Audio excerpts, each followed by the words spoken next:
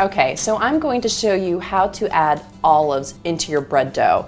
And I've already kneaded this dough, and so you could add olives, you could replace the olives and add nuts or fruits, basically whatever you want, you can add into your dough, but don't add it in until your dough has been developed and kneaded. And so I've kneaded this dough, and I have 1,000 grams of dough, and I'm going to add in about 250 grams of olives. And so I'm just gonna, since my dough is already kneaded, I'm just sort of gonna work the olives in.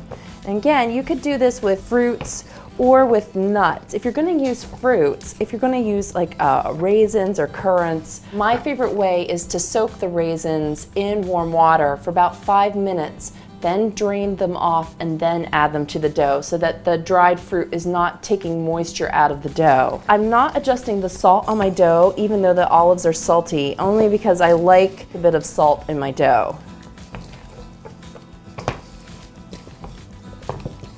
So I'm sort of squeezing the olives in, and I'm also kneading them, and they'll break down a little bit. You can see a little bit of the black flecks of the olives, and that's okay.